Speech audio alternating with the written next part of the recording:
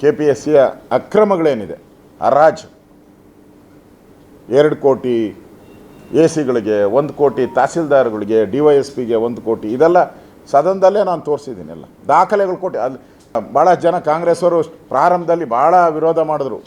ದಾಖಲೆ ಕೊಡು ಅಂತ.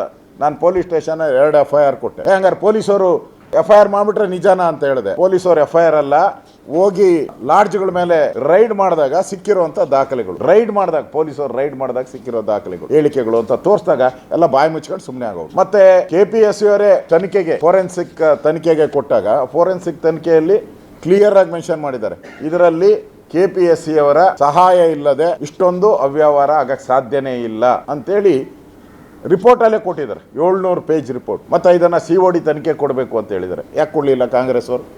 ಯಾರನ್ನ ರಕ್ಷಣೆ ಮಾಡ್ತಾ ಇದ್ದೀರಾ? ಇದನ್ನು ಸುಮಾರು 2 ಗಂಟೆಗಳ ಕಾಲ ನಾನು ಸವಿಸ್ತಾರವಾಗಿ ಮಾತಾಡಿದ್ದೀನಿ.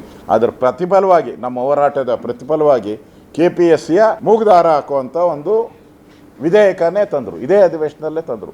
ಅಷ್ಟು ಫಾಸ್ಟಾಗಿ ತಂದಿದ್ದಾರೆ. ಅಂದರೆ ನಮ್ಮ ಹೋರಾಟದ ಫಲ ಒಂದು ಬದಲಾವಣೆಯ ಪ್ರಕ್ರಿಯೆಯನ್ನು ಶುರು ಮಾಡಿದ್ದಾರೆ ಇವತ್ತು KPSCಯಲ್ಲಿ. ಅಂದರೆ ಸ್ವತಃ ಸಿದ್ದರಾಮಯ್ಯನವರೇ, ವಿರೋಧ ಪಕ್ಷದ ನಾಯಕರು ಏನು ಭ್ರಷ್ಟಾಚಾರ ನಡೀತಾ ಇದೆ ಅದನ್ನು ನಾನು ಇಲ್ಲ ಅಂತ ಹೇಳಲ್ಲ ಅಂತ ಅಧಿವೇಶನದಲ್ಲೇ ಹೇಳಿದ್ದಾರೆ, ಆನ್ ದಿ ಫ್ಲೋರ್. ಮತ್ತು ಅಲ್ಲಿ ಅಕ್ರಮ ಆಗಿರೋದು, ಕನ್ನಡ ಅನುವಾದಗಳ ಅಕ್ರಮ ಆಗಿರೋದನ್ನು ಕೂಡ ವಿರೋಧ ಪಕ್ಷದ ನಾಯಕರು ಹೇಳಿದ್ದಾರೆ, ಅದನ್ನು ನಾನು ಇಲ್ಲ ಅಂತ ಹೇಳಲ್ಲ, ಸಮಗ್ರವಾಗಿ ಇದರ ಬದಲಾವಣೆ ಮಾಡಬೇಕು ಅಂತ ಹೇಳಿದ್ದಾರೆ. ಅದು ಇವತ್ತು ಕನ್ನಡ ವಿದ್ಯಾರ್ಥಿಗಳು ಯಾರಿದ್ದಾರೆ, ಸುಮಾರು 2,30,30,000 ಅವರ ಪರವಾಗಿ ನಾವು ಧ್ವನಿ ಎತ್ತಿದ್ದೀರಿ.